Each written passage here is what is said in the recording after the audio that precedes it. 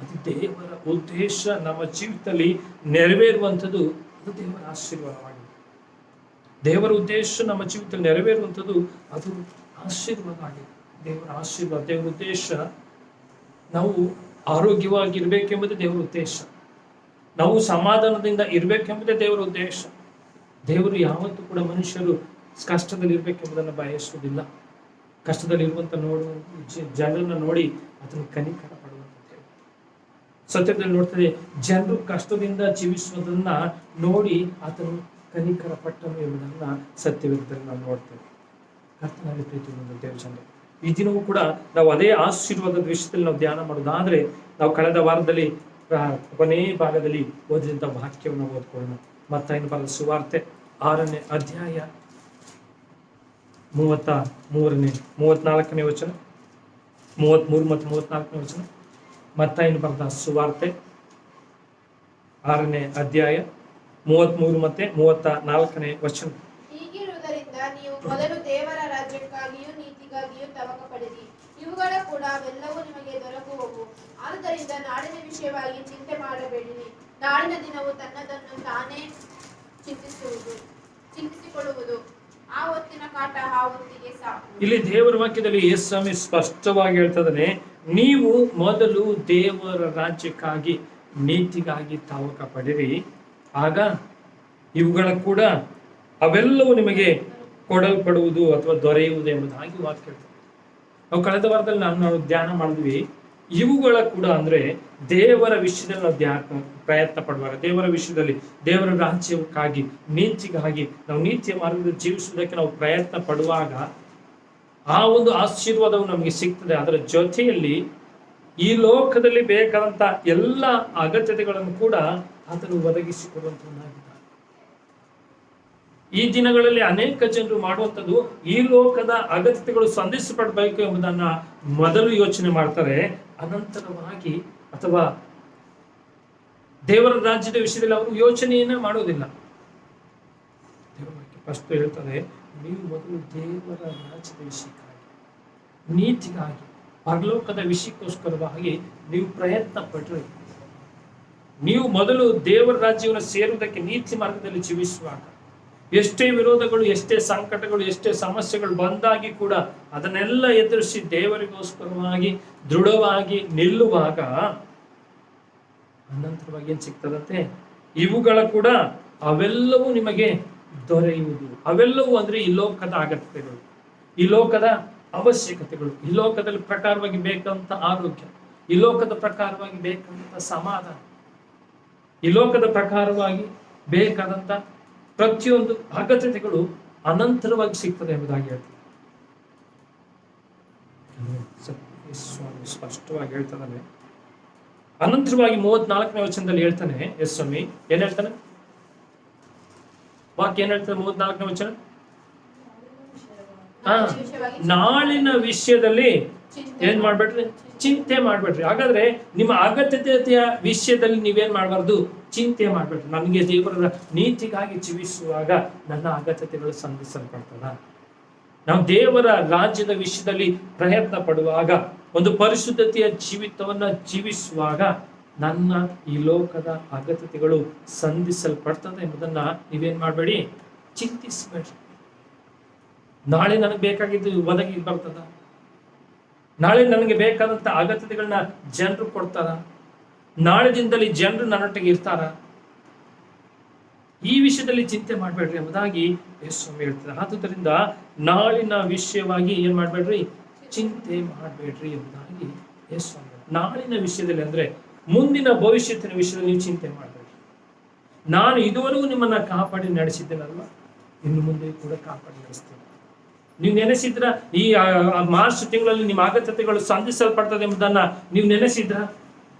ನೀವು ನೆನೆಸದ ರೀತಿಯಲ್ಲಿ ನಾನು ಎಲ್ಲ ಅಗತ್ಯತೆಗಳನ್ನ ಸಂಧಿಸಿ ನಿಮ್ಮನ್ನ ಈ ವರ್ಷದಲ್ಲಿ 3 ತಿಂಗಳುಗಳ ಕಾಲ ನಿಮ್ಮನ್ನ ನಡೆಸಿದ್ದೀನಲ್ವಾ. ಆದ್ದರಿಂದ ಅದೇ ರೀತಿಯಲ್ಲಿ ಇನ್ನು 4ನೇ ತಿಂಗಳಲ್ಲೂ ಕೂಡ, ಇನ್ನು ಮುಂದೆ ಬರುವಂತ ತಿಂಗಳುಗಳಲ್ಲೂ ಕೂಡ ನಾನು ನಿಮ್ಮ ಸಂಗಡ ಇದ್ದುಕೊಂಡು ನಾನು ನಿಮ್ಮನ್ನ ನಡೆಸ್ತೇನೆ, ನೀವು ಚಿಂತೆ ಮಾಡಬೇಡ್ರಿ ಎಂಬುದನ್ನ ದೇವರು ಈ ದಿನದಲ್ಲಿ ನಮ್ಮೊಟ್ಟಿಗೆ ಹೇಳ್ತಾರೆ. ಈ ದಿನದಲ್ಲಿ ದೇವರು ನಮ್ಮೊಟ್ಟಿಗೆ ಸ್ಪಷ್ಟವಾಗಿ ಮಾತಾಡ್ತಾರೆ. ಅನೇಕರ ಯೋಚನೆ ಇದೇ ಆಗಿದೆ.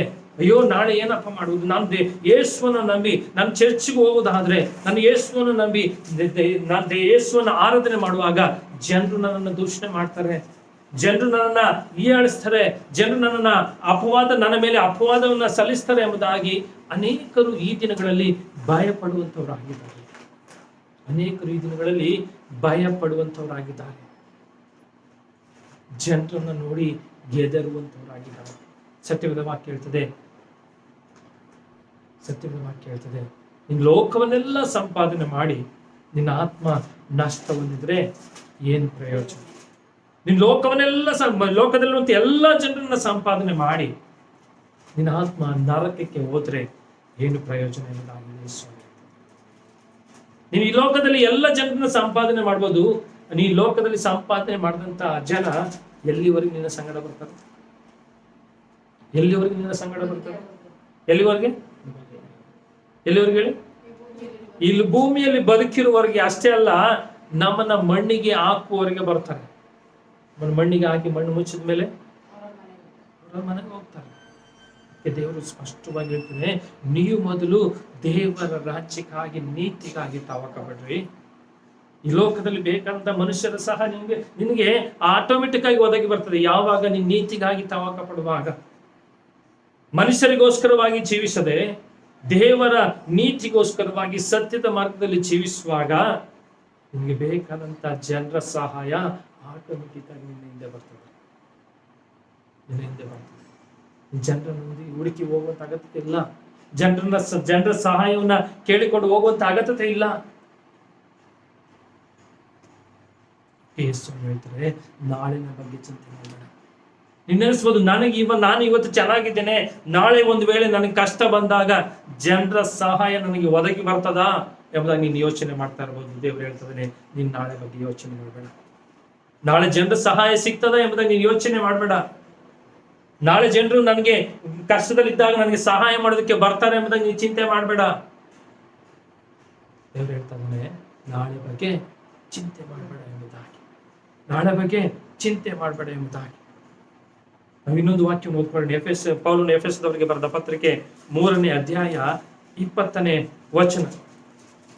ಪೌಲನು ಎಫೆಸದವರಿಗೆ ಬರೆದ ಪತ್ರಿಕೆ 3ನೇ ಅಧ್ಯಾಯ 20ನೇ ವಚನ. ನಮ್ಮಲ್ಲಿ ಕಾರ್ಯ ಸಾಧಿಸುವ ತನ್ನ ಶಕ್ತಿಯ ಪ್ರಕಾರ ನಾವು ಬೇಡುವುದಕ್ಕಿಂತಲೂ ಯೋಚಿಸುವುದಕ್ಕಿಂತಲೂ ಅತ್ಯಧಿಕವಾದದ್ದನ್ನು ಮಾಡಲು ಶಕ್ತನಾದ ದೇವರಿಗೆ ಸಭೆಯಲ್ಲಿಯೂ. ನೋಡಿ, ಸಾಕಿಲಿ ವಾಕ್ಯ ಏನ್ ಹೇಳ್ತದೆ 20ನೇ ವಚನದಲ್ಲಿ? ನಮ್ಮಲ್ಲಿ ಕಾರ್ಯ ಸಾಧಿಸುವ ಆತನ ಶಕ್ತಿ. ಯಾರ ಶಕ್ತಿ? ದೇವರ ಶಕ್ತಿ, ದೇವರ ಆತ್ಮನ ಶಕ್ತಿ. ಆ ದೇವರ ಆತ್ಮನ ಶಕ್ತಿ ನಾವು ಏನ್ ಮಾಡ್ತದೆ ಅಂತ ನಮ್ಮಲ್ಲಿ ಮೊದಲ ಸ್ಟಾರ್ಟಿಂಗ್ ಅಲ್ಲಿ ಏನಿರ್ತದೆ? ಕಾರ್ಯ ಸಾಧಿಸುವಂತದ್ದಾಗಿದೆ. ನಾವು ಯೇಸುವನ್ನ ನಂಬಿ ಆ ದೇವರ ಆತ್ಮನ ಆತ್ಕೊಂಡು ದೇವರ ಆತ್ಮದ ಮಾರ್ಗದಲ್ಲಿ, ಸತ್ಯದ ಮಾರ್ಗದಲ್ಲಿ ಜೀವಿಸುವಾಗ ಆ ದೇವರ ಆತ್ಮನ ಶಕ್ತಿ ನಮ್ಮಲ್ಲಿ ಕಾರ್ಯ ಮಾಡುವಂತದ್ದಾಗಿದೆ. ಏನ್ ಕಾರ್ಯ ಮಾಡ್ತದೆ ಹಾಗಾದ್ರೆ? ನಾಳೆ ದಿನದಲ್ಲಿ ಬೇಕಾದಂತ ಸಹಾಯವನ್ನ ಆ ಶಕ್ತಿ ನಮ್ಗೆ ಒದಗಿಸಿಕೊಡುವಂತಾಗಿದೆ. ದೇವರ ಆತ್ಮನ ಶಕ್ತಿ, ಆ ದೇವರ ಆತ್ಮನ ಶಕ್ತಿ ನಾವು ಕುಗ್ಗಿ ಹೋಗದ ಹಾಗೆ ಯಾವತ್ತೋ ಓದಿದಂತ ವಾಕ್ಯಗಳನ್ನು ನಮ್ಮ ನೆನಪಿಗೆ ತಂದು ದೇವರು ನಮ್ಮನ್ನ ಉತ್ತೇಜನ ಪಡಿಸುವಂತ ಆತ್ಮದಾಗಿದೆ ದೇವರ ಆತ್ಮ. ನಾವು ಯಾವತ್ತೋ ಓದಿರ್ತೀವಿ ದೇವರ ವಾಕ್ಯವನ್ನ, ಆ ವಾಕ್ಯ ಆ ಕಷ್ಟದ ಸಮಯದಲ್ಲಿ ದೇವರ ಆತ್ಮನ ಮೂಲಕವಾಗಿ ನಮ್ಮ ನೆನಪಿಗೆ ತಂದು ಆ ಆತ್ಮ ನಮ್ಮನ್ನ ಚೈತನ್ಯ ಪಡಿಸ್ತದೆ. ಆ ವಾಕ್ಯದ ಮೂಲಕವಾಗಿ ನಾವು ಕುಗ್ಗಿ ಹೋದಂತ ಸಮಯದಲ್ಲಿ, ಕಷ್ಟದಲ್ಲಿದ್ದಂಥ ಸಮಯದಲ್ಲಿ, ನಾವು ಕಣ್ಣೀರು ಹಾಕುವಂತ ಸಮಯದಲ್ಲಿ ಆ ವಾಕ್ಯ ನಮ್ಮನ್ನು ಸಂತೈಸಿ ದೇವರಿಗೋಸ್ಕರವಾಗಿ ಜೀವಿಸುವಂತೆ ನಮ್ಮನ್ನ ಬಲಪಡಿಸುವಂತದ್ದಾಗಿದೆ. ಮುಂದೆ ವಾಕ್ಯ ಹೇಳ್ತದೆ, ಏನ್ ಹೇಳ್ತದೆ? ನಾವು ಬೇಡುವುದಕ್ಕಿಂತಲೂ ಯೋಚಿಸುವುದಕ್ಕಿಂತಲೂ ಅತ್ಯಧಿಕವಾದದನ್ನ ಮಾಡಲು ಶಕ್ತನಾಗಿದ್ದಾನೆ. ನಮ್ಮಲ್ಲಿ ಕಾರ್ಯ ಮಾಡುವಂತ ಆ ದೇವರ ಆತ್ಮನ ಶಕ್ತಿ ನಾವು ಬೇಡುವುದಕ್ಕಿಂತ, ನಮಗೆ 100 ರೂಪಾಯಿ ಬೇಕಾಗಿರ್ತದೆ ಅಥವಾ ನಮಗೆ ಏನೋ ಒಂದು ಅಗತ್ಯತೆ ಇರ್ತದೆ, ಆ ವಿಷಯದಲ್ಲಿ ನಾವು ಬೇಡುವಾಗ ದೇವರ ಸನ್ನಿಧಿಯಲ್ಲಿ ಅದಕ್ಕಿಂತಲೂ ನಾವು ಬೇಡುವುದಕ್ಕಿಂತಲೂ ಹೆಚ್ಚಾಗಿ ಒದಗಿಸಿಕೊಡುವುದಕ್ಕೆ ಆತನು ಶಕ್ತನಾಗಿದ್ದಾನೆ ಎಂಬುದನ್ನ ದೇವರು ಹೇಳ್ತಾರೆ. ಅದರಿಂದ ನಾಳೆ ವಿಷಯದಲ್ಲಿ ಚಿಂತೆ ಮಾಡಬೇಡ್ರಿ. ನಾಳೆ ನನಗೆ ಮನುಷ್ಯರ ಸಹಾಯ ಒದಗಿ ಬರ್ತದೆ ಎಂಬುದಾಗಿ ಮನುಷ್ಯರನ್ನು ನಂಬಿ ಜೀವಿಸಬೇಡಿ.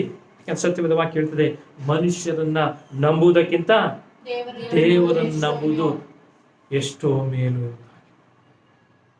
ಮನುಷ್ಯರನ್ನು ನಂಬುವುದಕ್ಕಿಂತ ದೇವರನ್ನು ನಂಬುವುದು ಎಷ್ಟೋ ಮೇಲು ಎಂಬುದಾಗಿ ದೇವರ ವಾಕ್ಯ. ಯಾಕೆ ನಾವು ಮನುಷ್ಯರನ್ನು ನಂಬದೆ ದೇವರನ್ನು ನಂಬಬೇಕಾದ್ರೆ ಮನುಷ್ಯರು ಬದಲಾಗಿ ಹೋಗ್ತಾರೆ. ಮನುಷ್ಯರು ಬದಲಾಗಿ ಹೋಗ್ತಾರೆ.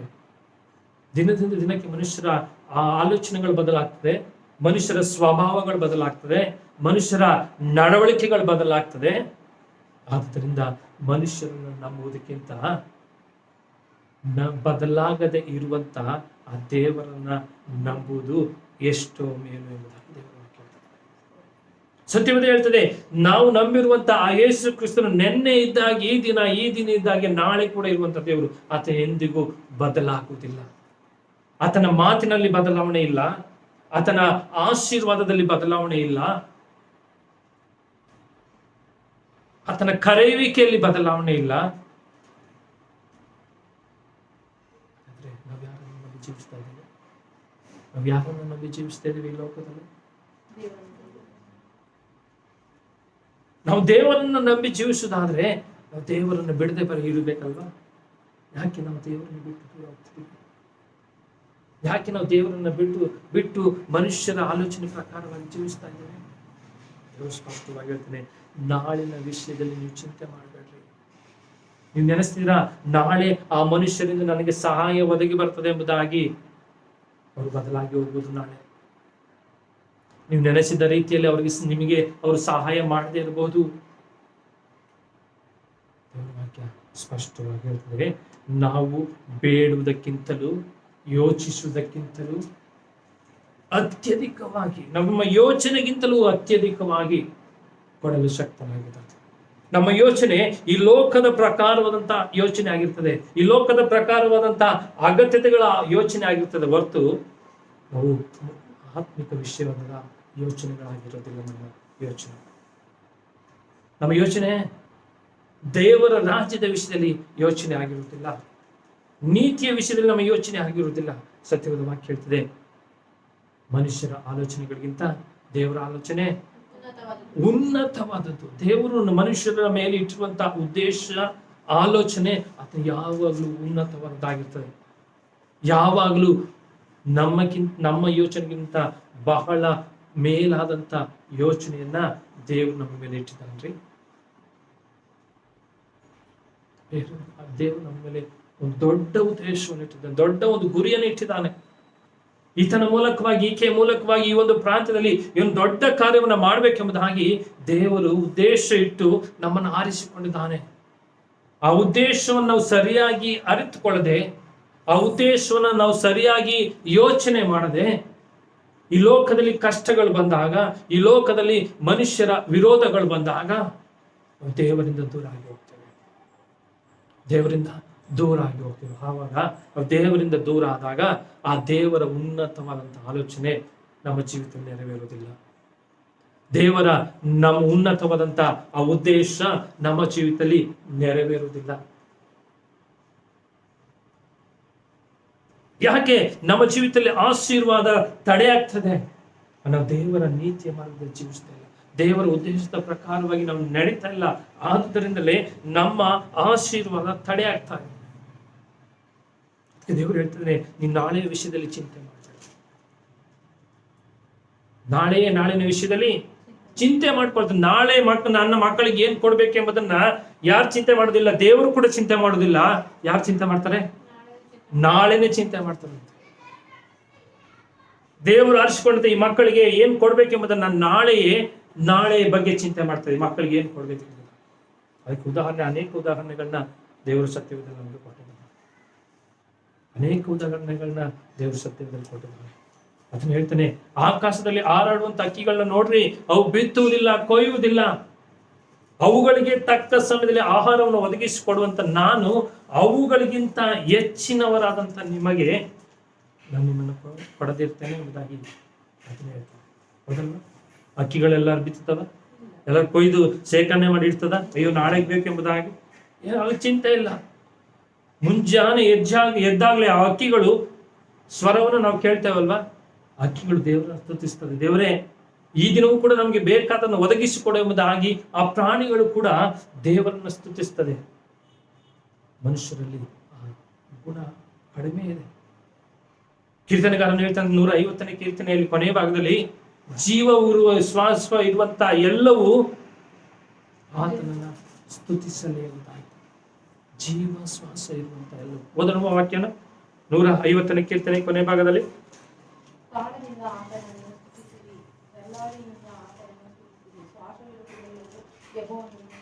ಶ್ವಾಸ ಇರುವುದೆಲ್ಲವೂ ದೇವರನ್ನ ಸ್ತುತಿಸಲಿ ಎಂಬುದಾಗಿ.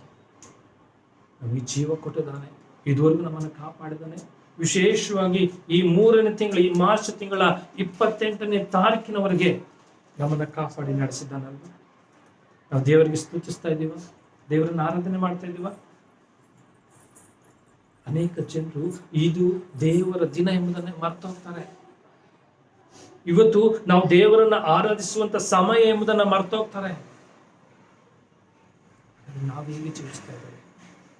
ನಾವೇಗೆ ಜೀವಿಸ್ತಾ ಇದ್ದೇವೆ? ಸತ್ಯವಾದ ವಾಕ್ಯದಲ್ಲಿ ಸ್ಪಷ್ಟವಾಗಿ ಹೇಳ್ತದೆ, ನಾವು ಬೇಡುವುದಕ್ಕಿಂತಲೂ ಯೋಚಿಸುವುದಕ್ಕಿಂತಲೂ ಅತ್ಯಧಿಕವಾದದನ್ನ ಮಾಡಲು ಏನಾಗಿದನಂತೆ ವಾಕ್ಯ ಓದೋಣ.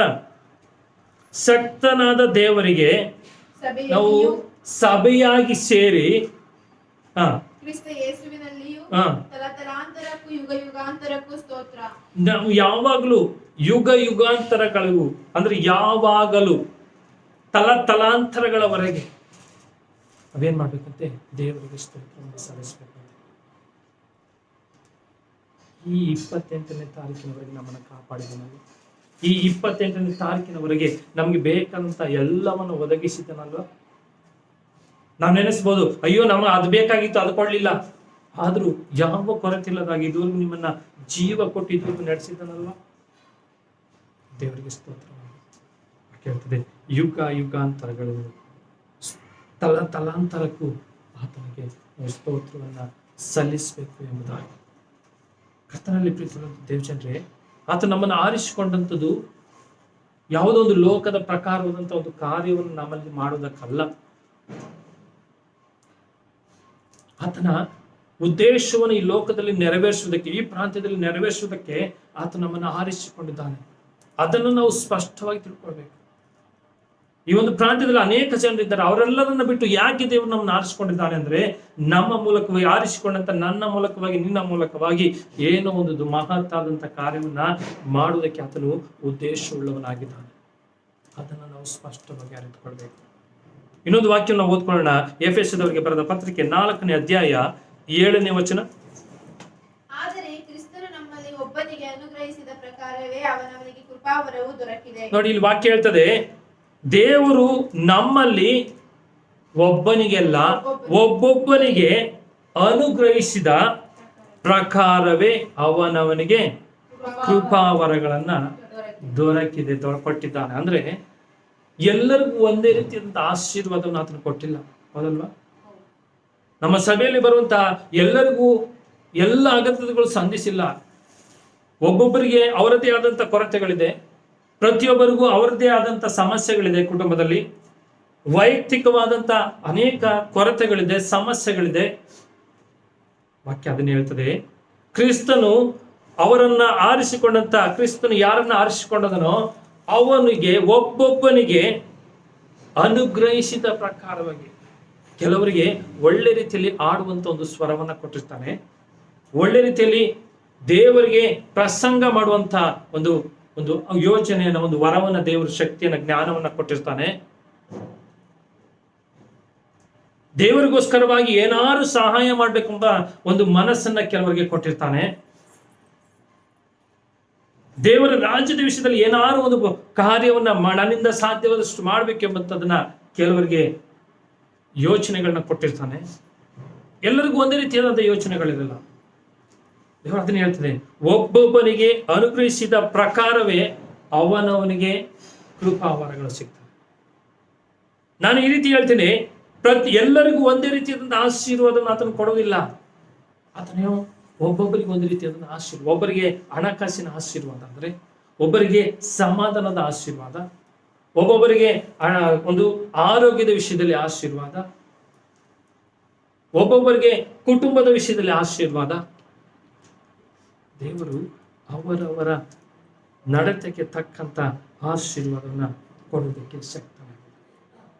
ಹಾಗಾದ್ರೆ ಆ ಆಶೀರ್ವಾದ ನಾವು ಒಂದನ್ನು ಹೊಂದಿಕೊಂಡು ಒಂದು ಸಿಗ್ಲಿಲ್ಲ ಅಂದ್ರೆ ದೇವರಿಂದ ದೂರ ಆಗೋದಲ್ಲ. ನನಗೆ ಹಣಕಾಸಿನ ಆಶೀರ್ವಾದ ಇದೆ, ನನಗೆ ಆರೋಗ್ಯದಲ್ಲಿ ಆಶೀರ್ವಾದ ಇಲ್ಲ ಎಂಬುದಾಗಿ ನಾವು ದೇವರಿಂದ ದೂರ ಆಗಿ ಹೋಗೋದಿಲ್ಲ. ದೇವರು ಅವರಿಗೆ ಆರೋಗ್ಯ ಕೊಟ್ಟಿದ್ದಾನೆ, ನಮಗೆ ಯಾಕೆ ಆರೋಗ್ಯ ಕೊಟ್ಟಿಲ್ಲ? ಹಾಗಾದ್ರೆ ನಾವು ದೇವರಿಂದ ದೂರ ಆಗ್ಬೇಕೆಂಬಂತ ಉದ್ದೇಶ ಅಲ್ಲ. ದೇವರಿಗೆ ಪ್ರತಿಯೊಬ್ಬರಿಗೂ ಒಂದೊಂದು ವಿಷಯದಲ್ಲಿ ಒಂದು ಆಶೀರ್ವಾದವನ್ನ ಕೊಡುವುದಕ್ಕೆ ಆತನು ಶಕ್ತನಾಗಿದ್ದಾನೆ. ಆತನು ಎಂದಿಗೂ ಜನರನ್ನ ಆಶೀರ್ವಾದ ಮಾಡೋದಕ್ಕೆ ಒಬ್ಬರನ್ನ ಮೇಲೆ ಒಬ್ಬರನ್ನ ಕೀಳಾಗಿ ನೋಡುವಂತ ದೇವರಲ್ಲ, ಎಲ್ಲರನ್ನು ಒಂದೇ ಸಮವಾಗಿ ನೋಡುವಂತ ದೇವರು. ಕೆಲವರಿಗೆ ಹಣಕಾಸಿನ ಕೊರತೆ ಇದೆ ಅಂದ್ರೆ ಅವರಲ್ಲಿ ಆ ಹಣಕಾಸನ್ನ ಹೊಂದಿಕೊಳ್ಳುವುದಕ್ಕೆ ಅವರಲ್ಲಿ ಏನೋ ಸಮಸ್ಯೆ ಇದೆ. ಒಂದು ವೇಳೆ ದೇವರು ಅವರಿಗೆ ಹಣಕಾಸಿನ ಆಶೀರ್ವಾದವನ್ನ ಮಾಡುವುದಾದ್ರೆ ಆ ಆಶೀರ್ವಾದದ ನಿಮಿತ್ತವಾಗಿ ಅವರು ದೇವರಿಂದ ದೂರ ಆಗಿ ಹೋಗಬಹುದು. ಅದರಿಂದ ಆ ಒಂದು ಆಶೀರ್ವಾದವನ್ನು ತಡೆ ಮಾಡಿರ್ತಾನೆ. ಕೆಲವರಿಗೆ ಆರೋಗ್ಯದ ವಿಷಯದಲ್ಲಿ ತಡೆ ಇದೆ ಎಂಬುದಾಗಿ ನೋಡುವುದಾದ್ರೆ ಆ ಒಂದು ಅನಾರೋಗ್ಯದ ನಿಮಿತ್ತವಾಗಿ ದೇವರು ಅವರನ್ನ ಇತರರಿಗೆ ಸಾಕ್ಷಿಯಾಗಿ ನಿಲ್ಲಿಸಬಹುದು. ಅಷ್ಟು ಅನಾರೋಗ್ಯ ಇದ್ರೂ ಕೂಡ ಅವರು ದೇವರನ್ನ ನಂಬಿ ಜೀವಿಸ್ತಾ ಇದ್ದಾರೆ, ದೇವರಿಂದ ದೂರ ಆಗಿಲ್ಲ ಎಂಬುದನ್ನು ಇತರರಿಗೆ ಸಾಕ್ಷಿಯಾಗಿ ನಿಲ್ಲಿಸುವುದಕ್ಕೆ ಅವರನ್ನ ಅನಾರೋಗ್ಯದಲ್ಲಿ ದೇವರು ನಡೆಸ್ತಾ ಇರಬಹುದು. ಅಂದ್ರೆ ವಾಕ್ಯ ಹೇಳ್ತದೆ, ಮನುಷ್ಯರ ಆಲೋಚನೆಗಳಿಗಿಂತ ದೇವರ ಆಲೋಚನೆ ಉನ್ನತವಾದದ್ದು ಎಂಬುದಾಗಿ. ನಾವು ಇನ್ನೊಂದು ವಾಕ್ಯವನ್ನು ಓದ್ಕೊಳ್ಳೋಣ. ಪೌಲನು ಕೊರಿಂಥದವರಿಗೆ ಬರೆದ ಮೊದಲನೇ ಪತ್ರಿಕೆ 12ನೇ ಅಧ್ಯಾಯ 7ನೇ ವಚನ. ಪೌಲನು ಕೊರಿಂಥದವರಿಗೆ ಬರೆದ ಮೊದಲನೇ ಪತ್ರಿಕೆ 12ನೇ ವಚನ 12ನೇ ಅಧ್ಯಾಯ 7ನೇ ವಚನ. ಆದರೆ ಪ್ರತಿಯೊಬ್ಬನಲ್ಲಿ ತೋರಿ ಬರುವ ದೇವರಾತ್ಮನ ವರಗಳು ಸರ್ವರ ಪ್ರಯೋಜನಾರ್ಥಕವಾಗಿ ಕೊಡಲ್ಪಟ್ಟಿವೆ. ಒಬ್ಬನಿಗೆ ದೇವರಾತ್ಮನ ಮೂಲಕ ಜ್ಞಾನವಾಕ್ಯವು, ಒಬ್ಬನಿಗೆ ಆತ್ಮನಿಗೆ ಅನುಗುಣವಾಗಿ ವಿದ್ಯಾವಾಕ್ಯವು, ಒಬ್ಬನಿಗೆ ಆತ್ಮನಿಂದಲೇ ಇಲ್ಲ 6ನೇ ವಚನ ಓದಿಮ್ಮ. 6ನೇ ವಚನದಲ್ಲಿ ಕರ್ತನು ಒಬ್ಬನೇ, ಕಾರ್ಯಗಳಲ್ಲಿ ಬೇರೆ ಬೇರೆ ವಿಧಗಳುಂಟು, ಸರ್ವರಲ್ಲಿಯೂ ಸರ್ವ ಕಾರ್ಯಗಳನ್ನು ಸಾಧಿಸುವ ದೇವರು ಒಬ್ಬನೇ. ನೋಡಿ, ಇಲ್ಲಿ ವಾಕ್ಯ ಹೇಳ್ತದೆ, ಸರ್ವರಲ್ಲಿಯೂ ಸರ್ವ ಕಾರ್ಯಗಳನ್ನ ಸಾಧಿಸುವಂತ ದೇವರು ಒಬ್ಬನೇ. ಎಲ್ಲರಲ್ಲಿಯೂ ವಿಧ ವಿಧವಾಗಿ ಆಶೀರ್ವಾದ ಮಾಡುವಂತ ದೇವರು ಒಬ್ಬನೇ. ಕೆಲವು ಸಮಯದಲ್ಲಿ ಏನ್ ಅನಿಸ್ತೇವೆ, ಅವರು ದೇವರನ್ನು ನಂಬಿ ಜೀವಿಸ್ತಿದ್ರೆ ಅವ್ರು ಮಾತ್ರ ಹಣಕಾಸಿನಲ್ಲಿ ಆಶೀರ್ವಾದ ಉಂಟಾಗ್ತದೆ, ನಮ್ಗೆ ಯಾಕೆ ಹಣಕಾಸಿನ ವಿಷಯದಲ್ಲಿ ಆಶೀರ್ವಾದ ಉಂಟಾಗ್ತಿಲ್ಲ? ನಾನು ಕೂಡ ಯೇಸುವನ್ನು ನಂಬಿ ಜೀವಿಸ್ತಿದ್ದೀನಲ್ಲ, ಯಾಕೆ ನಮಗೆ ಆರೋಗ್ಯದ ವಿಷಯದಲ್ಲಿ ಬದಲಾವಣೆ ಆಗ್ತಿಲ್ಲ, ಆರೋಗ್ಯ ಸಿಗ್ತಾ ಇಲ್ಲ? ಯಾಕೆ ನಮಗೆ ಕುಟುಂಬದಲ್ಲಿ ಸಮಾಧಾನ ಸಿಗ್ತಾ ಇಲ್ಲ? ಸರ್ವ ವಿಷಯದಲ್ಲಿ ಸರ್ವರಲ್ಲಿಯೂ ಕಾರ್ಯ ಸಾಧಿಸುವಂತ ಒಬ್ಬನೇ. ಹಾಗಾದ್ರೆ ನಾವು ಎಲ್ಲಾ ವಿಷಯದಲ್ಲೂ ಒಂದಲ್ಲ ಒಂದು ವಿಷಯದಲ್ಲಿ ಕೊರತೆಯನ್ನು ಪಡ್ತಾ ಇದ್ದೇವೆ ಅಂದ್ರೆ, ಕಷ್ಟದಲ್ಲಿ ಜೀವಿಸ್ತಾ ಇದ್ದೇವೆ ಎಂಬುದಾದ್ರೆ ನೋಡೋದಾದ್ರೆ ಆ ಕೊರತೆ ನಮ್ಮಲ್ಲೇ ಇದೆ. ಹೊಂದಿಕೊಳ್ಳೋದಕ್ಕೆ ಆ ಆಶೀರ್ವಾದವನ್ನು ಹೊಂದಿಕೊಳ್ಳೋದಕ್ಕೆ ನಮ್ಮಲ್ಲೇ ಇದೆ.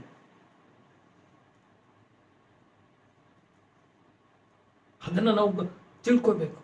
ಒಬ್ಬ ಭಾಷೆ ಹೇಳ್ತಿದ್ರು, ನಮಗೆ ಕಷ್ಟ ಬಂದಾಗ ಈ ಕಷ್ಟ ಯಾವುದರಿಂದ ಬಂತು, ಯಾಕೆ ನನಗೆ ಈ ಕಷ್ಟ ಬಂತು, ಯಾವುದನ್ನ ಮಾಡಿದರಿಂದ ಈ ಕಷ್ಟ ಬಂತು, ಅದನ್ನ ಕುಳಿತು ನಾವು ದೇವರ ಸನ್ನಿಧಿಯಲ್ಲಿ ಕುಳಿತು ಪ್ರಾರ್ಥನೆ ಮಾಡುವಾಗ ಅದನ್ನ ಯೋಚನೆ ಮಾಡುವಾಗ ದೇವರು ಸ್ಪಷ್ಟವಾಗಿ ತಿಳಿಸ್ಕೊಡ್ತಾನೆ, ಯಾಕೆ ನಾನು ಈ ಕಷ್ಟದಲ್ಲಿ ಇನ್ನೂ ಜೀವಿಸ್ತಾ ಇದ್ದೇನೆ, ಯಾಕೆ ನಾನು ಇನ್ನೂ ಈ ಸಮಸ್ಯೆಯಿಂದ ಹೊರಗೆ ಬರೋದಕ್ಕೆ ಆಗ್ತಾ ಇಲ್ಲ, ಯಾಕೆ ಈ ಒಂದು ಪ್ರಾರ್ಥನೆಗೆ ನನಗೆ ಉತ್ತರ ಸಿಗ್ತಾ ಇಲ್ಲ ಎಂಬುದನ್ನ ದೇವರು ಸ್ಪಷ್ಟವಾಗಿ ತಿಳಿಸ್ಕೊಡ್ತಾನೆ. ನಾವು ನಂಬಿ ಆರಾಧಿಸುವಂತಹ ಯೇಸು ದೇವರು ಯಾವುದೋ ಒಂದು ಕಾರ್ಯದಲ್ಲಿ ಮಾತ್ರವೇ ಆಶೀರ್ವಾದ ಮಾಡುವಂತವನಲ್ಲ. ಅದರ ವಾಕ್ಯ ಹೇಳ್ತದೆ, ಸರ್ವರಲ್ಲಿಯೂ ಸರ್ವ ಕಾರ್ಯದಲ್ಲಿಯೂ ಕಾರ್ಯಗಳನ್ನು ಸಾಧಿಸುವಂತವನಾಗಿದ್ದಾನೆ ಎಂಬುದಾಗಿ. ಎಲ್ಲ ವಿಷಯದಲ್ಲಿ ಮಾಡೋದಕ್ಕೆ ಶಕ್ತನಾಗಿದ್ದಾನೆ.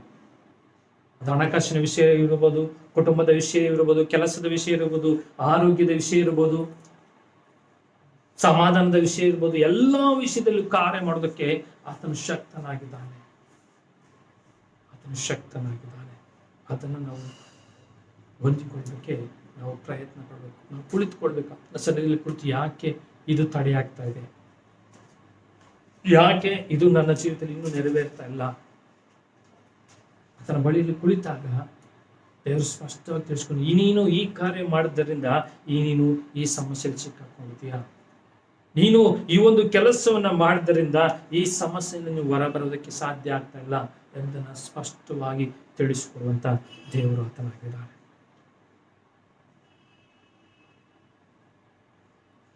ಏಳನೇ ವಚನದಲ್ಲಿ ನೋಡ್ತೀವಿ, ಸರ್ವರ ಪ್ರಯೋಜನಾರ್ಥವಾಗಿ ಕೊಡಲ್ಪಡುತ್ತೆ. ಅಂದ್ರೆ ಎಲ್ಲ ಕಾರ್ಯಗಳನ್ನು ಆತನು ಎಲ್ಲ ಜನರ ಪ್ರಯೋಜನಕ್ಕಾಗಿ, ಆಶೀರ್ವಾದಕ್ಕಾಗಿ ಕೊಡುವಂತ ದೇವರು ಆತನಾಗಿದ್ದಾರೆ. ಆತನು ಯಾರನ್ನು ಕೂಡ ಪಕ್ಷಪಾತ ಮಾಡುವುದಿಲ್ಲ, ಯಾರನ್ನು ಕೂಡ ಪಕ್ಷಪಾತ ಮಾಡುವುದಿಲ್ಲ. ದೇವರು ಎಲ್ಲರಿಗೂ ಒಂದೇ ರೀತಿಯಲ್ಲಿ ಕೊಡೋದಕ್ಕೆ ಮನಸ್ಸುಳ್ಳಂತ ದೇವರಾಗಿದ್ದಾರೆ. ನಾವು ಇನ್ನೊಂದು ವಾಕ್ಯ ಓದ್ಕೊಳ್ಳೋಣ. ಮತ್ತಾಯನ ಬರೆದ ಸುವಾರ್ತೆ 25ನೇ ಅಧ್ಯಾಯ 15ನೇ ವಚನ. ಮತ್ತಾಯನ ಬರೆದ ಸುವಾರ್ತೆ 25ನೇ ಅಧ್ಯಾಯ 15ನೇ ವಚನ. ಅವನು ಒಬ್ಬನಿಗೆ 5 ತಲಾಂತು, ಒಬ್ಬನಿಗೆ 2, ಒಬ್ಬನಿಗೆ 1, ಹೀಗೆ ಅವನವನ ಸಾಮರ್ಥ್ಯದ ಪ್ರಕಾರ ಕೊಟ್ಟು ಬೇರೊಂದು ದೇಶಕ್ಕೆ. ಸಾಕು, ಇಲ್ಲಿ ವಾಕ್ಯ ಹೇಳ್ತದೆ, ದೇವರು ಅವನವನ ಸಾಮರ್ಥ್ಯದ ಪ್ರಕಾರ ಆಶೀರ್ವಾದ ಮಾಡುವಂಥವನಾಗಿದ್ದಾನೆ. ಅವನವನ ಸಾಮರ್ಥ್ಯದ ಪ್ರಕಾರ ದೇವರು ಪ್ರತಿಯೊಬ್ಬೊಬ್ಬರನ್ನು ಕೂಡ ಆಶೀರ್ವಾದ ಮಾಡುವಂಥವನಾಗಿದ್ದಾನೆ. ಕರ್ತನಲ್ಲಿ ಪ್ರೀತಿಯಿಂದ ದೇವಚಂದ್ರ, ಯಾಕಂದ್ರೆ ನಮ್ಮನ್ನು ನಾವು ಪರೀಕ್ಷೆ ಮಾಡಿಕೊಳ್ಬೇಕು ಕುಳಿತುಕೊಂಡು, ಯಾಕೆ ಈ ಒಂದು ವಿಷಯದಲ್ಲಿ ನನಗೆ ಆಶೀರ್ವಾದ ಸಿಗ್ತಾ ಇಲ್ಲ, ಈ ಆಶೀರ್ವಾದ ಹೊಂದುವುದಕ್ಕೆ ನನ್ನಲ್ಲಿ ಸಾಮರ್ಥ್ಯ ಇದೆಯಾ, ನನ್ನಲ್ಲಿ ಆ ಯೋಗ್ಯತೆ ಇದೆಯಾ, ಈ ಒಂದು ಆಶೀರ್ವಾದವನ್ನ ದೇವರಿಂದ ಪಡೆದುಕೊಳ್ಳೋದಕ್ಕೆ ನನ್ನಲ್ಲಿ ಆ ಯೋಗ್ಯತೆ ಇದೆಯಾ? ನಾವು ಕುಳಿತು ಆತನ ಬಳಿಯಲ್ಲಿ ಆಲೋಚನೆ ಕೇಳಬೇಕು. ಆ ಯೋಗ್ಯತೆಯನ್ನ, ಆ ಒಂದು ಸಾಮರ್ಥ್ಯವನ್ನು ನಾವು ಪಡೆದುಕೊಳ್ಬೇಕು. ಆ ಸಾಮರ್ಥ್ಯವನ್ನು ನಾವು ಪಡೆದುಕೊಂಡಾಗ ಆ ಆಶೀರ್ವಾದ ನಮಗೆ ಬರ್ತದೆ, ಆ ಆಶೀರ್ವಾದ ನಮಗೆ ಬರ್ತದೆ. ಆ ಆಶೀರ್ವಾದ ನಮಗೆ ಬರ್ತದೆ. ಯಾಕಂದ್ರೆ ವಾಕ್ಯ ಸ್ಪಷ್ಟವಾಗಿ ಹೇಳ್ತದೆ. ಏನ್ ಹೇಳ್ತದೆ? ಇನ್ನೊಂದ್ಸತಿ ಹೋದ್ರೆ ಆ ವಾಕ್ಯನ ಕೊನೆ ಭಾಗ 25ನೇ ಅಧ್ಯಾಯ 15ನೇ ವಚನದ ಕೊನೆ ಭಾಗ, ಅವನವನ ಸಾಮರ್ಥ್ಯದ ಪ್ರಕಾರ ಕೊಡುವಂಥವನಾಗಿದ್ದಾನೆ. ಈ ಒಂದು ಯೇಸುಸ್ವಾಮಿ ಒಂದು ಕಥೆಯನ್ನು ಹೇಳ್ತಾ ಇದ್ದಾನೆ. ಒಂದು ಕಥೆಯ ಮೂಲಕವಾಗಿರುವಂತ ಜನರಿಗೆ ಈ ಒಂದು ಸಾಮ್ಯವನ್ನ, ಕಥೆನ ಒಂದು ಉದ್ದೇಶವನ್ನು ತಿಳಿಸ್ಕೊಡ್ತಾರೆ. ಮೊದಲಿಂದ ಮೊದಲಿಂದ 15ನೇ ವಚನ ಮೊದಲಿಂದ. ಅವನು ಒಬ್ಬನಿಗೆ 5 ತಲಾಂತು, ಒಬ್ಬನಿಗೆ 2, ಒಬ್ಬೊಬ್ಬನಿಗೆ 1, ಹೀಗೆ ಅವನ ಸಾಮರ್ಥ್ಯದ ಪ್ರಕಾರ ಕೊಟ್ಟು ಬೇರೊಂದು ದೇಶಕ್ಕೆ ಹೋದನು. 5 ತಲಾಂತು ಹೊಂದಿದವನಿಗೆ ಹೋಗಿ ಅದನ್ನು ವ್ಯಾಪಾರಕ್ಕೆ ಹಾಕಿ ಇನ್ನೂ 5 ತಲಾಂತು ಗಳಿಸಿಕೊಂಡನು. ಹಾಗೆಯೇ 2 ತಲಾಂತು ಹೊಂದಿದವನು ಇನ್ನೂ 2 ಸಂಪಾದಿಸಿಕೊಂಡನು. ಆದರೆ 1 ತಲಾಂತು ಹೊಂದಿದವನು ಹೋಗಿ ಭೂಮಿಯನ್ನು ಅಗೆದು ತನ್ನ ದಣಿಯ ಹಣವನ್ನು ಬಚ್ಚಿಟ್ಟನು. ಬಹುಕಾಲದ ಮೇಲೆ ಆ ಆಳುಗಳು ದಣಿಯು ಬಂದು ಅವರಿಂದ ಲೆಕ್ಕ ತೆಗೆದುಕೊಳ್ಳಲು 5 ತಲಾಂತು ಹೊಂದಿದವನು ಮುಂದೆ ಬಂದು ಇನ್ನೂ 5 ತಲಾಂತು ತಂದು, ಸ್ವಾಮಿ, ನೀನು 5 ತಲಾಂತುಗಳನ್ನು ನನಗೆ ಕೊಟ್ಟಿದ್ದೀಯಲ್ಲ, ಇಗೋ ಇನ್ನೂ 5 ತಲಾಂತು ಸಂಪಾದಿಸಿದ್ದೇನೆ ಅಂದನು. ಅವನು, ದಣಿಯು, ಬಲ ನಂಬಿಗಸ್ತನಾದ ಒಳ್ಳೆ ಆಳು, ನೀನು ಸ್ವಲ್ಪ ಕೆಲಸದ ನಂಬಿಗಸ್ತನಾಗಿದ್ದಿ, ದೊಡ್ಡ ಕೆಲಸದಲ್ಲಿ ನಿನ್ನನ್ನು ಇಡುತ್ತೇನೆ, ನಿನ್ನ ದಣಿಯ ಸೌಭಾಗ್ಯದಲ್ಲಿ ಸೇರು ಅಂದನು. ಆಗ 2 ತಲಾಂತು ಹೊಂದಿದ ಅವನ ಮುಂದೆ ಬಂದನು. ಸ್ವಾಮಿ, 2 ತಲಾಂತು ನನಗೆ ಒಪ್ಪಿಸಿದ್ದೀಯಲ್ಲ, ಇಗೋ ನಿನ್ನ 2 ತಲಾಂತು ಸಂಪಾದಿಸಿದ್ದೇನೆ ಅಂದನು. ಅವನ ದಣಿಯು ಅವನಿಗೆ, ಬಲ ನಂಬಿಗಸ್ತನಾದ ಒಳ್ಳೆ ಆಳು, ನೀನು ಸ್ವಲ್ಪ ಕೆಲಸ ನಂಬಿಗಸ್ತನಾಗಿದ್ದಿ, ದೊಡ್ಡ ಕೆಲಸದಲ್ಲಿ ನಿನ್ನನ್ನು ಇಡುತ್ತೇನೆ, ನಿನ್ನ ದಣಿಯ ಸೌಭಾಗ್ಯದಲ್ಲಿ ಸೇರು ಎಂದು ಹೇಳಿದನು. ತರುವಾಯ 1 ತಲಾಂತು ಹೊಂದಿದ ಸಹ ಮುಂದೆ ಬಂದು, ಸ್ವಾಮಿ, ನೀನು ಕಠಿಣ ಮನುಷ್ಯನು, ನೀನು ಬಿತ್ತಿದಲ್ಲಿ ಕೊಯ್ಯುವವನು, ನೀನು ದೂರದಿರುವಲ್ಲಿ ರಾಶಿ ಮಾಡಿಕೊಳ್ಳುವೆನು ಎಂದು ತಿಳಿದು ಹೆದರಿಕೊಂಡು ಹೋಗಿ ನಿನ್ನ ತಲಾಂತನ್ನು ಭೂಮಿಯಲ್ಲಿ ಬಚ್ಚಿಟ್ಟೆನು, ಇಗೋ ನಿನ್ನದು ನಿನಗೆ ಸೇರಿದೆ ಅಂದನು. ವಾಕ್ಯದಲ್ಲಿ ಹೇಳ್ತದೆ, ಈ ಒಂದು ಕಥೆ ಏನು ಗಮನಿಸುವುದಾದರೆ, ಒಬ್ಬ ಸಾಹುಕಾರ ಅಥವಾ ಒಬ್ಬ ವ್ಯಕ್ತಿ ತನಗಿದ್ದಂತ ಎಷ್ಟು ತಲಾಂತುಗಳಿದೆ ಅಂತೆ? 5 5 ತಲಾಂತುಗಳು, ಹೌದಲ್ವಾ? ಒಬ್ಬನಿಗೆ 5, ಒಬ್ಬನಿಗೆ 2, ಒಬ್ಬನಿಗೆ 1. ಹಾಗಾದ್ರೆ ಎಷ್ಟಾಯ್ತು? ನಾವು ಇದನ್ನ ಹಣ ಅಂತ ಹೇಳಿಸ್ಕೊಂಡು ಒಬ್ಬನ ಹತ್ರ, ಒಬ್ಬ ವ್ಯಕ್ತಿ ಹತ್ರ 8,000 ರೂಪಾಯಿ ಇದೆ. ನಿಮ್ಗೆ ಅರ್ಥ ಆಗೋ ರೀತಿಯಲ್ಲಿ ನಾನು ಹೇಳ್ತೇನೆ. ಒಬ್ಬ ಸಾಹುಕಾರನ ಹತ್ರ 8,000 ರೂಪಾಯಿ ಇದೆ. ಅವನು ಯಾವುದೋ ಒಂದು ದೇಶಕ್ಕೆ ಹೋಗ್ಬೇಕು. ಅವಾಗ ಒಬ್ಬ ವ್ಯಕ್ತಿಯನ್ನ ಕರೆದು ಒಬ್ಬ ವ್ಯಕ್ತಿಗೆ ಆತನ ಎಷ್ಟು ಕೊಡ್ತಾನೆ? 5,000 ರೂಪಾಯಿ ಕೊಡ್ತಾ ಇದ್ದಾನೆ. ಇನ್ನೊಬ್ಬ ವ್ಯಕ್ತಿಯನ್ನ ಕರೆದು ಆತನಿಗೆ ಎಷ್ಟು ಕೊಡ್ತಾ ಇದ್ದಾನೆ? 2,000 ರೂಪಾಯಿ ಕೊಡ್ತಾ ಇದ್ದಾನೆ. ಇನ್ನೊಬ್ಬ ವ್ಯಕ್ತಿಯನ್ನ ಕರೆದು 1,000 ರೂಪಾಯಿ ಕೊಡ್ತಾ ಇದ್ದಾನೆ. ಆ ಹಣವನ್ನ ಆ 3 ಜನರಿಗೆ ಕೊಟ್ಟು ಆತನು ಬೇರೆ ದೇಶಕ್ಕೆ ಹೋಗ್ತಾನೆ. ಅನೇಕ ವರ್ಷಗಳ ನಂತರವಾಗಿ ಆ ಸಾಹುಕಾರ ಹಿಂತಿರುಗಿ ತನ್ನ ಊರಿಗೆ ಬಂದಾಗ ಆ 3 ಜನರನ್ನ ಕರೀತಾನೆ. ಆಗ 5,000 ರೂಪಾಯಿ ಇಸ್ಕೊಂಡಂತ ವ್ಯಕ್ತಿ ಆ 5,000 ರೂಪಾಯಿನ ಆ ದಣಿಗೆ ಕೊಡ್ತಾ, ನೀನು ನನಗೆ 5,000 ಕೊಟ್ಟಿದ್ದೆ, ನಾನು ಈ ಒಂದು 5,000ವನ್ನ ಇನ್ನೂ 5,000 ಆಗಿ ಡಬಲ್ ಮಾಡಿ ನಿನ್ಗೆ ಕೊಡ್ತಾ ಇದ್ದೇನೆ ಎಂಬುದಾಗಿ ಅದನ್ನು ಕೊಡ್ತಾ ಇದ್ದೇನೆ. ಅದಕ್ಕೆ ಆ ದಣಿ ಏನ್ ಹೇಳ್ತಾನೆ? ಓ, ನೀನು ಒಳ್ಳೆ ವ್ಯಕ್ತಿ. ಇನ್ನೊಬ್ಬ 2ನೇ ವ್ಯಕ್ತಿ ಬರ್ತಾನೆ, 2,000 ತಗೊಂಡಂತ ವ್ಯಕ್ತಿ. ಅವನು ಆ ದಣಿ ಹತ್ರ ಬಂದು ಆ ದಣಿಗೆ 2,000 ಕೊಟ್ಟು ಅದ್ರ ಜೊತೆಯಲ್ಲಿ, ನೀನು ನನಗೆ 2,000 ಕೊಟ್ಟಿದ್ದೆ, ಈ 2,000 ಜೊತೆಗೆ ಇನ್ನೂ 2,000 ಸೇರಿಸಿ ಕೊಡ್ತಾ ಇದ್ದೇನೆ ಎಂಬುದಾಗಿ ಆ ಹಣವನ್ನು ಹಿಂತಿರುಗಿಸಿ ಕೊಡ್ತಾನೆ. ಇನ್ನೊಬ್ಬ ವ್ಯಕ್ತಿ ಬರ್ತಾನೆ, 3ನೇ ವ್ಯಕ್ತಿ. ಆತನು ಆ 1,000ವನ್ನ ಏನ್ ಮಾಡಲಿಲ್ಲ, ಹೆಚ್ಚು ಮಾಡಲಿಲ್ಲ.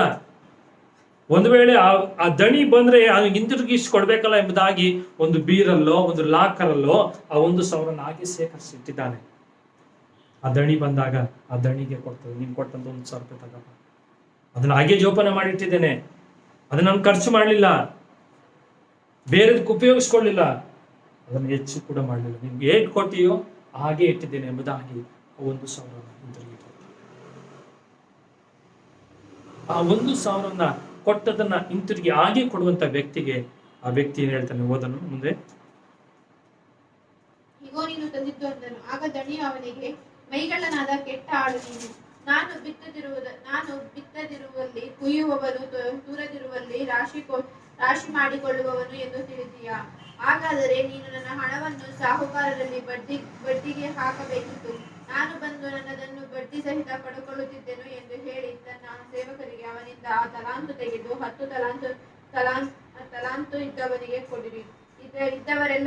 ಇದ್ದವರಿಗೆಲ್ಲ ಕೊಡಲ್ಪಡುವುದು, ಅವರಿಗೆ ಮತ್ತು ಹೆಚ್ಚಾಗುವುದು. ಇಲ್ಲದವನ ಕಡೆಯಿಂದ ಇದ್ದದ್ದು ತೆಗೆಯಲ್ಪಡುವುದು. ಮತ್ತು ಕೆಲಸಕ್ಕೆ ಬಾರದ ಈ ಆಳನ್ನು ಹೊರಗೆ ಕತ್ತಲೆಗೆ ಹಾಕಿಬಿಡಿರಿ ಎಂದು ಹೇಳಿದನು. ನೋಡಿ, ಈ ಒಂದು ಕಥೆಯ ಅರ್ಥ ಇಷ್ಟೇ. ದೇವರು ಹೇಳುವಂಥದ್ದು, ಒಬ್ಬೊಬ್ಬರಿಗೆ ಒಂದು ರೀತಿಯಾದಂಥ ಜ್ಞಾನಗಳನ್ನ, ಒಂದು ವರಗಳನ್ನ ಕೊಟ್ಟಿದ್ದಾನೆ. ಒಬ್ಬರಿಗೆ ಆಡುವಂತ ವರ, ಒಬ್ಬರಿಗೆ ದೇವರ ಸೇವೆಗೋಸ್ಕರವಾಗಿ ಏನಾರು ಮಾಡ್ಬೇಕೆಂಬಂತ ಒಂದು ಮನಸ್ಸು. ಈ ರೀತಿ ಕೆಲವರಿಗೆ ಬೇರೆ ಬೇರೆ ರೀತಿಯಾದಂಥ ಒಂದು ಅವರವರ ಯೋಗ್ಯತೆಗೆ ತಕ್ಕ ಅವರ ಸಾಮರ್ಥ್ಯಕ್ಕೆ ತಕ್ಕ ಹಾಗೆ ವರಗಳನ್ನ ದೇವರು, ಜ್ಞಾನವನ್ನ ದೇವರು ಕೊಟ್ಟಿದ್ದಾನೆ, ಒಂದು ಆಲೋಚನೆಯನ್ನು ದೇವರು ಕೊಟ್ಟಿದ್ದಾನೆ. ಅದನ್ನ ಅವ್ರು ಏನ್ ಮಾಡ್ಬೇಕಾಯ್ತು? ದೇವರ ಒಂದು ರಾಜ್ಯಕ್ಕೋಸ್ಕರವಾಗಿ ಉಪಯೋಗಿಸ್ಬೇಕಾಗಿತ್ತು. 5,000 ತೆಗೆದುಕೊಂಡಂತ ಆ ವ್ಯಕ್ತಿ ಆ 5,000ವನ್ನ ಬೇರೆ ಒಂದು ಬಂಡವಾಳಕ್ಕೋ ಒಂದು ವ್ಯಾಪಾರಕ್ಕೋ ಉಪಯೋಗಿಸಿ ಅದನ್ನ 2ರಷ್ಟು ಮಾಡಿ ಹೆಚ್ಚಿಸ್ದ. ಆದ್ರೆ 1,000 ತೆಗೆದುಕೊಂಡಂತ ವ್ಯಕ್ತಿ 1,000ವನ್ನ ಹಾಗೆ ಇಟ್ಟು ಅವ್ನು ಬಂದಾಗ ಹಿಂತಿರುಗಿ ಅದನ್ನ ಹಾಗೆ ಕೊಡ್ತಾ ಇದ್ದಾನೆ, ಅದನ್ನ ಹೆಚ್ಚು ಮಾಡಲಿಲ್ಲ. ಅದಕ್ಕೆ ಆ ದಣಿ ಏನ್ ಹೇಳ್ತಾನೆ? ನಿನ್ನಿಂದ ಅದನ್ನ ಹೆಚ್ಚು ಮಾಡೋದಕ್ಕೆ ಸಾಧ್ಯ ಆಗಿಲ್ಲ ಅಂದಿದ್ರೆ ಬೇರೆಯವ್ರಿಗೆ ಕೊಟ್ಟಿದ್ರೆ ನಾನ್ ಬಂದು ಅದನ್ನ ಅವ್ರ ಹತ್ರ ವಸೂಲ್ ಮಾಡ್ತಾ ಇದ್ನಲ್ಲ. ಹಾಗಾದ್ರೆ ದೇವರು ಇವತ್ತು ನಮ್ಮೊಟ್ಟಿಗೆ ಕೇಳ್ತಾ ಇದ್ದಾನೆ, ನೀನ್ ನಾಳೆ ವಿಷಯದಲ್ಲಿ ನೀನ್ ದೇವರಿಗೋಸ್ಕರವಾಗಿ ನಿನಗೆ ಕೊಟ್ಟಂತ ಆ ಜ್ಞಾನವನ್ನ, ದೇವರು ಕೊಟ್ಟಂತ ಆ ಒಂದು ಟ್ಯಾಲೆಂಟ್ ಅನ್ನ ನೀನ್ ದೇವರಿಗೋಸ್ಕರವಾಗಿ ಉಪಯೋಗಿಸ್ಕೊಳ್ತಾ ಇಲ್ಲ. ಹಾಗಾದ್ರೆ ಏನ್ ಮಾಡ್ತಾನಂತ ದೇವರು? ದೇವರಿಗೋಸ್ಕರವಾಗಿ ದೇವ್ರು ಕೊಟ್ಟದನ್ನು ಉಪಯೋಗಿಸ್ಕೊಳ್ಳಿಲ್ಲ ಅಂದ್ರೆ ಅದನ್ನು ತೆಗೆದು ಯಾರು ದೇವರಿಗೋಸ್ಕರವಾಗಿ ಉಪಯೋಗಿಸ್ತಾರೋ ಅವ್ರಿಗೆ ಕಿತ್ತು ಕೊಡ್ತಾನೆ. ಹೌದಲ್ಲ? ದೇವರು ನಮ್ಗೆ ಕೆಲವು ಜ್ಞಾನಗಳನ್ನ ಕೊಟ್ಟಿದ್ದಾನಲ್ಲ. ಮುಂದೆ ಬನ್ನಿ, ನಿಮ್ಗೆ ದೇವರು ಕೊಟ್ಟಂತ ಆ ಒಂದು ಟ್ಯಾಲೆಂಟ್ ಅನ್ನ, ಆ ಜ್ಞಾನವನ್ನ ದೇವರಿಗಾಗಿ ಉಪಯೋಗಿಸಿ. ದೇವರು ಕೊಟ್ಟದನ್ನ ನಾವು ದೇವರಿಗಾಗಿ ಉಪಯೋಗಿಸುತ್ತೆ ಇದ್ದಾಗ ಅದು ನಮ್ಮಿಂದ ತೆಗೆದು ಇದ್ದವನಿಗೆ ಕೊಡಲ್ಪಡ್ತದೆ ಎಂಬುದಾಗಿ ವಾಕ್ಯ ಹೇಳ್ತದೆ. ಇನ್ನೊಂದು ವಾಕ್ಯ ಓದ್ಕೊಳ್ಳೋಣ. ಪೌಲನು ರೋಮಪುರದವರಿಗೆ ಬರೆದ ಪತ್ರಿಕೆ 12ನೇ ಅಧ್ಯಾಯ 3ನೇ ವಚನ. ಪೌಲನು ರೋಮಪುರದವರಿಗೆ ಬರೆದ ಪತ್ರಿಕೆ 12ನೇ. ನನಗೆ ಕೃಪೆ ಮಾಡಿದ ಸೇವೆಯನ್ನು ನಡೆಸಿ ನಿಮ್ಮಲ್ಲಿ ಒಬ್ಬೊಬ್ಬನಿಗೂ ಹೇಳುವುದೇನೆಂದರೆ, ಯಾರು ತನ್ನ ಯೋಗ್ಯತೆಗೆ ಮೀರಿ ತನ್ನನ್ನು ಭಾವಿಸಿಕೊಳ್ಳದೆ ದೇವರು ಒಬ್ಬೊಬ್ಬನಿಗೆ ಎಂತೆಂಥ ವಿಶ್ವಾಸ ಬಲವನ್ನು ಕೊಟ್ಟನೋ ಅದಕ್ಕೆ ತಕ್ಕ ಹಾಗೆ ನ್ಯಾಯವಾದ ಅಭಿಪ್ರಾಯದಿಂದ ತನ್ನನ್ನು ಭಾವಿಸಿಕೊಳ್ಳಬೇಕು. ಸಾಕು. ಈ ವಾಕ್ಯದಲ್ಲಿ ನೋಡಿ ಎಷ್ಟು ಸ್ಪಷ್ಟವಾಗಿ ಪೌಲನು ಹೇಳ್ತಾ ಇದ್ದಾನೆ. ದೇವರು ಅವನಿಗೆ ನನಗೆ ಕೃಪೆ ಮಾಡಿದ ಸೇವೆಯನ್ನ ನಡೆಸಿ ನಿಮ್ಮಲ್ಲಿ ಒಬ್ಬೊಬ್ಬನಿಗೂ ಹೇಳುವುದೇನೆಂದ್ರೆ, ಅವನು ಹೇಳ್ತಾ ಇದ್ದಾನೆ ಇದನ್ನ ರೋಮಪುರದವರ ಜನಕ್ಕೆ ಪತ್ರಿಕೆ ಮೂಲಕವಾಗಿ ಬರೀತಿದ್ದಾನೆ. ದೇವರು ನನಗೆ ಕೊಟ್ಟಂತ ಕೃಪೆಯ ಸೇವೆಯನ್ನ ನಾನು ಮಾಡ್ತಾ ಇರುವುದರಿಂದ, ಆ ಸೇವೆಯಲ್ಲಿ ನಾನು ಬೆಳೀತಾ ಇರುವುದರಿಂದ ನಾನು ನಿಮಗೆ ಹೇಳುವುದೇನೆಂದ್ರೆ, ಮುಂದಕ್ಕೆ ಒಬ್ಬೊಬ್ಬನಿಗೆ ಹೇಳುವುದೇನೆಂದರೆ, ಯಾರು ತನ್ನ ಯೋಗ್ಯತೆಗೆ ಮೀರಿ ತನ್ನನ್ನು ಭಾವಿಸಿಕೊಳ್ಳದೆ ದೇವರು ಒಬ್ಬೊಬ್ಬರಿಗೆ ಎಂತೆಂಥ ವಿಶ್ವಾಸ ಬಲವನ್ನು ಕೊಟ್ಟನೋ ಅದಕ್ಕೆ ತಕ್ಕ ಹಾಗೆ ನ್ಯಾಯವಾದ ಅಭಿಪ್ರಾಯದಿಂದ ತನ್ನನ್ನು ಭಾವಿಸಿಕೊಳ್ಳಬೇಕು. ನೋಡಿ ವಾಕ್ಯದಲ್ಲಿ ಹೇಳ್ತಾನೆ, ಯಾರು ತನ್ನ ಯೋಗ್ಯತೆಗೆ ಮೀರಿ ತನ್ನನ್ನು ಭಾವಿಸಿಕೊಳ್ಬಾರ್ದಂತೆ. ಓ, ನಾನು ಸೇವೆಗೆ ಇದನ್ನ ಮಾಡಿದೆ, ನಾನು ಮಾಡಿದರಿಂದಲೇ ಈ ಸೇವೆ ಹೀಗಿದೆ, ಆ ಎಚ್ಚರಿಕೆ ನಮ್ಮಲ್ಲಿ ಬರಬಾರ್ದಂತೆ ಪೌಲನು ಹೇಳ್ತಾ ಇದ್ದಾನೆ. ರೋಮಪುರದಲ್ಲಿರುವಂತ ಸಭೆಗೆ ಪೌಲನು ಹೇಳ್ತಿದ್ದಾನೆ, ಯಾರು ತನ್ನ ಯೋಗ್ಯತೆಗೆ ಮೀರಿ ತನ್ನನ್ನ ಭಾವಿಸಿಕೊಳ್ಬೇಕು, ತನ್ನನ್ನು ಹೆಚ್ಚಿಸಿಕೊಳ್ಬಾರ್ದು. ದೇವ್ರು ನನಗೆ ಕೊಟ್ಟಿದ್ದಾನೆ, ಅವರಿಗೆ ಕೊಟ್ಟಿಲ್ಲ, ನನಗೆ ಕೊಟ್ಟದನ್ನು ನಾನು ಮಾಡ್ತಾ ಇದ್ದೇನೆ ಎಂಬುದಾಗಿ ತಮ್ಮನ್ನ ಹೆಚ್ಚಿಸಿಕೊಳ್ಬಾರ್ದು ಎಂಬುದಾಗಿ ಪೌಲನು ರೋಮಪುರದವರಿಗೆ ಹೇಳ್ತಾನೆ. ಅಷ್ಟೇ ಅಲ್ಲ, ಆತನು ಹೇಳ್ತಾನೆ, ದೇವರು ಒಬ್ಬೊಬ್ಬನಿಗೆ ಎಂತ ನಂಬಿಕೆಯನ್ನ ಕೊಟ್ಟಿದ್ದಾನೋ ಅದಕ್ಕೆ ತಕ್ಕ ಹಾಗೆ ನ್ಯಾಯವಾದ ಅಭಿಪ್ರಾಯದಿಂದ ಭಾವಿಸಿಕೊಂಡು ನಡೆದುಕೊಳ್ಬೇಕಂತ. ಯಾವ ರೀತಿ ನಡ್ಕೊಳ್ಬೇಕಂತೆ, ದೇವರು ಕೊಟ್ಟದನ್ನು, ದೇವರು ನನಗೆ ಕೊಟ್ಟಿದ್ದಾನೆ, ಇದನ್ನು ದೇವರಿಗಾಗಿ ಉಪಯೋಗಿಸ್ತೇನೆ ಎಂಬುದನ್ನ ಭಾವಿಸಿಕೊಳ್ಬೇಕಂತೆ. ಇದು ಒಂದು ನಂಬಿಕೆಯಿಂದ, ಒಂದು ಅಭಿಪ್ರಾಯದಿಂದ ತಕ್ಕ ಹಾಗೆ ನ್ಯಾಯವಾಗಿ ನಡೆದುಕೊಳ್ಬೇಕು, ನ್ಯಾಯವಾಗಿ ಅದನ್ನು ಉಪಯೋಗಿಸ್ಕೊಳ್ಬೇಕು ಎಂಬುದಾಗಿ ದೇವರು ವಾಕ್ಯ ಹೇಳ್ತಾರೆ. ಕರ್ತನಲ್ಲಿ ಪ್ರೀತಿಯುಳ್ಳ ಜನ, ದೇವರು ನಮಗೊಂದು ಒಳ್ಳೆ ಜ್ಞಾನವನ್ನು ಕೊಟ್ಟಿರುವುದಾದರೆ ಇದು ನನ್ನಿಂದ ಬಂತು ಎಂಬುದನ್ನು ನಾವು ಎಚ್ಚರಿಕೆ ಪಡದೆ ದೇವರು ಕೊಟ್ಟಿದ್ದಾನೆ, ಇದನ್ನು ದೇವರಿಗಾಗಿ ಉಪಯೋಗಿಸ್ತೇನೆ ಎಂಬುದಾಗಿ ನಾವು ಅದನ್ನು ಉಪಯೋಗಿಸುವಾಗ ದೇವರು ಇನ್ನೂ ಹೆಚ್ಚಾಗಿ ನಮ್ಮನ್ನು ಆಶೀರ್ವಾದ ಮಾಡುವ ಶಕ್ತಿ ನೀಡುತ್ತಾನೆ. ಅವನವನ ಸಾಮರ್ಥ್ಯಕ್ಕೆ ತಕ್ಕ ಹಾಗೆ ದೇವರು ಕೊಡುವಂತವನಾಗಿದ್ದಾನೆ. ಅವರವರ ಸಾಮರ್ಥ್ಯಕ್ಕೆ ತಕ್ಕ ಹಾಗೆ ದೇವರು ಕೊಡುವಂತವನಾಗಿದ್ದಾನೆ. ಅದನ್ನು ನಾವು ದೇವರಿಗಾಗಿ ಉಪಯೋಗಿಸುವಾಗ ದೇವರು ನಮ್ಮನ್ನು ಇನ್ನೂ ಹೆಚ್ಚಾಗಿ ಅಭಿವೃದ್ಧಿಪಡಿಸ್ತಾನೆ. ಯಾಕೆಂದರೆ ದೇವರ ವಾಕ್ಯದಲ್ಲಿ ಹೇಳಿ ಸ್ಪಷ್ಟವಾಗಿ ಹೇಳ್ತಾ ಮಾತನಾಡ ಸುವಾರ್ತೆ 6ನೇ ಅಧ್ಯಾಯದಲ್ಲಿ ಓದಿದಂಥ ವಾಕ್ಯ 34ನೇ ವಚನ, 6ನೇ ಅಧ್ಯಾಯ 34ನೇ ವಚನ, ನಾಳಿನ ವಿಷಯದಲ್ಲಿ ಚಿಂತೆ ಮಾಡಬೇಡಿ. ಇವತ್ತು ದೇವರು ನಿಮ್ಗೆ ಒಳ್ಳೆ ಜ್ಞಾನ ಕೊಟ್ಟಿದ್ದಾನೆ, ಆ ಜ್ಞಾನವನ್ನು ದೇವರಿಗಾಗಿ ಉಪಯೋಗಿಸಿ. ಇವತ್ತು ದೇವರು ನಿಮ್ಗೆ ಒಳ್ಳೆ ಆರೋಗ್ಯ ಕೊಟ್ಟಿದ್ದಾನೆ, ಆ ಆರೋಗ್ಯವಿದ್ದಾಗ ದೇವರ ಸನ್ನಿಧಿಯಲ್ಲಿ ಬನ್ನಿ, ದೇವರನ್ನು ಆರಾಧನೆ ಮಾಡಿ, ದೇವರ ಸನ್ನಿಧಿಯಲ್ಲಿ ಕುಳಿತು ದೇವರಿಗೆ ಸಮಯವನ್ನು ಕೊಡಿ.